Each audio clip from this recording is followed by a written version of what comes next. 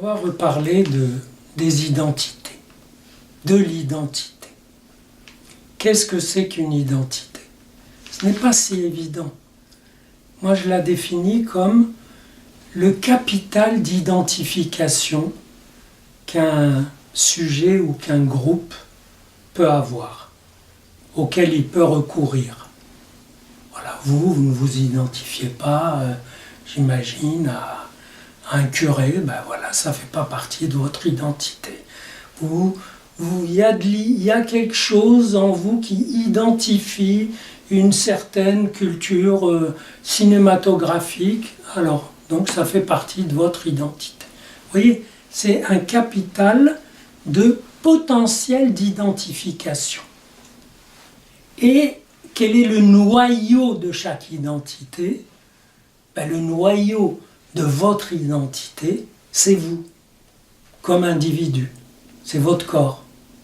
Et sinon, votre identité, c'est tout un rayonnement qui rejoint, qui se recolle à d'autres identités, et ça peut former un groupe qui ont, en gros, un fond commun d'identification. Vous voyez?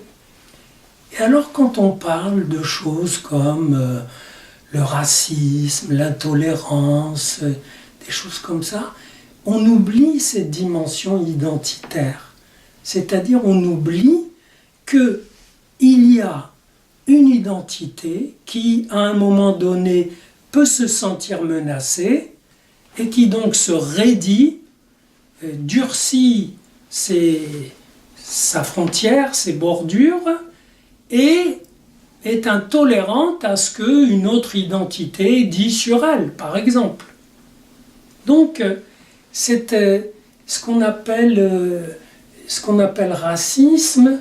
Bien sûr, j'ai écrit autrefois un livre sur le racisme pour montrer que c'est l'horreur de voir le même devenir différent, de voir votre enfant devenir punk, si vous n'êtes pas punk, ou drogué, ou de voir le différent revenir au même, de voir un Africain venir être prof dans votre fac, alors que vous aviez l'habitude de n'avoir que des profs blancs. Ben, il vous faut une petite période d'adaptation.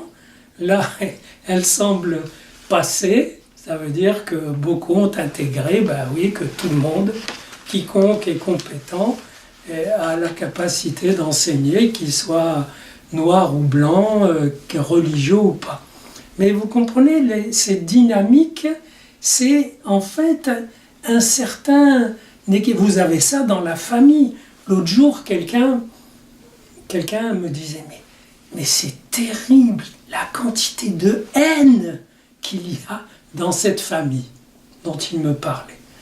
La sœur avec l'autre sœur, un frère avec l'autre frère, la tante, l'oncle. Et on se rend compte que la haine, d'abord c'est l'envers de l'amour. Vous voyez, s'il n'y avait pas la haine, il n'y aurait pas d'amour non plus. Mais que ces haines, c'est tout ce que des individus ont trouvé pour se maintenir en place, pour défendre leur place. Même si c'est une place, même si ça rend la place invivable. Comprenez, c'est ça aussi la folie de l'amour et de la haine. C'est que pour protéger quelque chose, on rend cette chose même invivable. Et alors, au niveau des religions, n'en parlons pas. J'ai étudié les 3 monothéismes, il y a des tensions incroyables qui tiennent souvent au fait que le dernier n'aime pas la présence en lui d'éléments antérieurs, etc. Et donc, ça fait un raidissement, une vindicte, une violence théorisée, et personne ne trouve le temps de dire « Attendez, on se pose, personne d'entre nous n'est menacé. Hein » L'islam n'est pas menacé d'extermination. Le christianisme non plus. Même les juifs, d'ailleurs, Israël n'est pas menacé d'extermination. Donc, du calme. Vous êtes mieux que ce que vous pensez.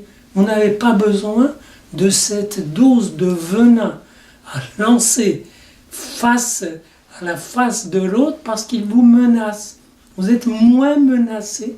Autrement dit, il faut avoir confiance dans son identité suffisamment pour ne pas être obsédé par elle, pour ne plus s'en occuper, pour se balader dans la rue et dans la vie sans avoir en tête des questions identitaires. Voilà, c'est ce que j'appelle aussi aimer suffisamment ses origines pour pouvoir les quitter.